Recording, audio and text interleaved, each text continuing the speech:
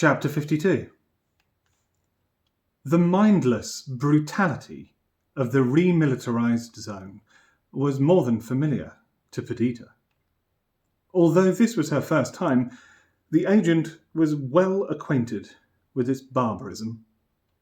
Since joining the recusancy, Perdita had heard much about the droves of her ill-fated consociates, condemned to fight for their lives in the RMZ. But her understanding of war tourism and its chilling operations, these front-line excursions, went back much further. It might even be said that Perdita had the RMZ to thank for her political point of view, having played such a formative role so early on.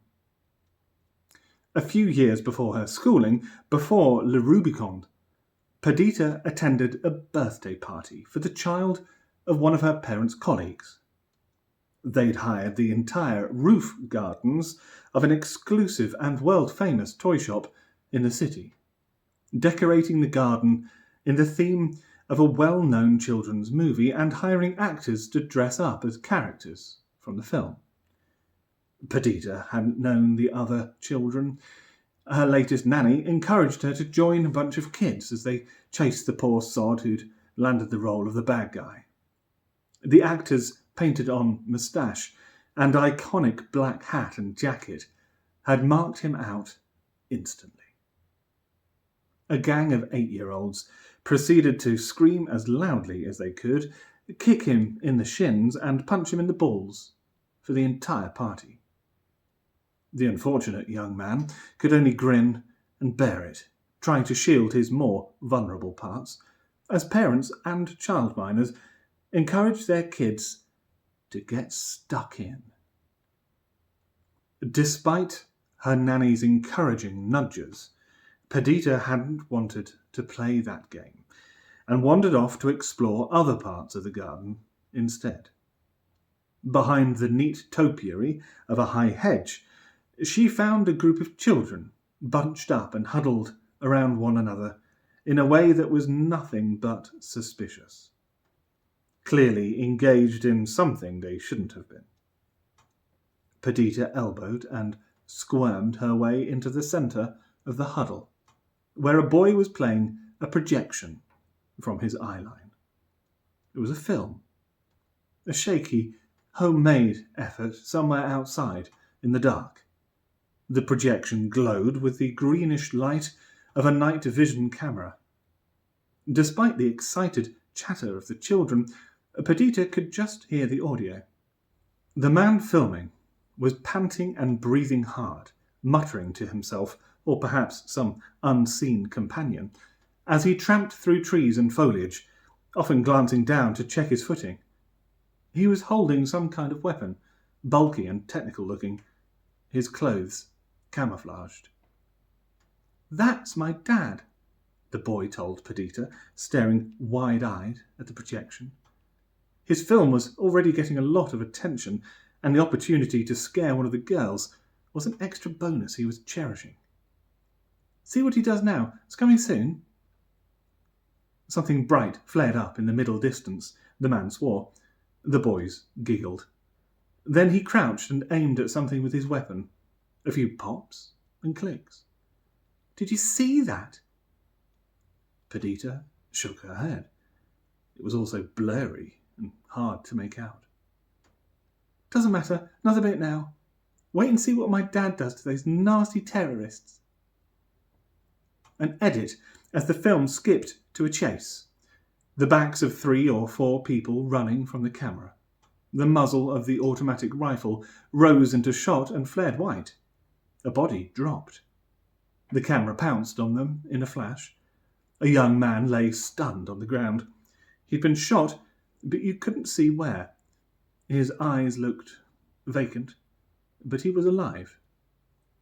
Perdita recognized him, though he seemed so different in the pale green of the projection. It was Syl, Joseph's grandson. Why was he on the floor with a gun aimed at him?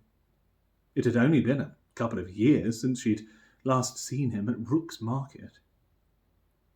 Then the camera panned around to 3 or 4 others, tumbling into the clearing. They piled on top of the young man, covering him defensively, pleading with the cameraman not to shoot. A young girl took one of Sill's arms. Bethana, his younger sister, only a little older than Perdita, they'd played together for hours. A woman stood bowed between the camera and the boy. Maida, Sill's mother. She was crying and pleading, ready to sacrifice herself, coming between the man and her son, hoping her daughter could get Sill away with the help of... Who was that? A bulky form draped in cloth, working feverishly behind the boy, trying to lift him. Joseph Bendix, her old nanny. Sill's grandmother was thinner and more gaunt than Perdita remembered. The last time she'd seen her had been that dreadful evening they'd quarrelled. Together, the women got Sill up to his knees. In the chaos of pushing and pulling, the camera jumped everywhere. Perdita saw Josa whisper something in Sill's ear as she struggled to get his arm over her shoulder.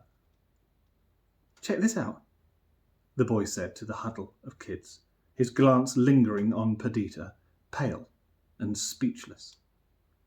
The cameraman struck Maida with the butt of his rifle, knocking her to her knees. He took a step back, lifted his weapon, and opened fire on the group.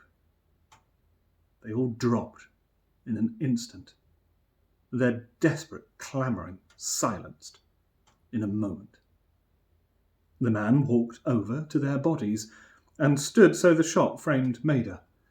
Her eyes were open, but she was dead. And then it was Bethana.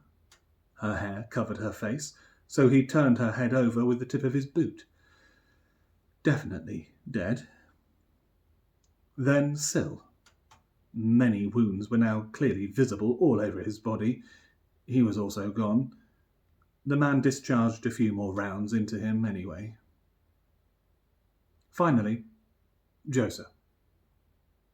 She was alive, whimpering like an animal, a world of sorrow in her eyes. The man crouched over her, maybe even sat on her. Her old nanny looked up into the camera and, for the first time, Perdita understood what hatred and defiance and opposition really looked like. The man's hand came into the shot, clasping a field knife. He grabbed her hair with his free hand, held her head back and slit her throat. Then wiped the blade clean on Joseph's shoulder before getting up. The film was over, and the group of kids soon dispersed. A grown-up called out something that included the word cake, and the babble of children steamed off. They only took a couple of swipes at the actor in the bad guy costume as they homed in on the sugar. Perdita stayed crouched in the same place.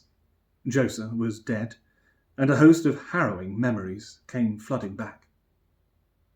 The last words Perdita had said to her old nanny, shrieked in anger, had been utterly vile. Maybe she'd even wished her dead. Yes, she had. And then the old woman had disappeared. Her latest nanny found the young girl still crouched behind the bush. She asked her a few times, but Perdita didn't want any cake.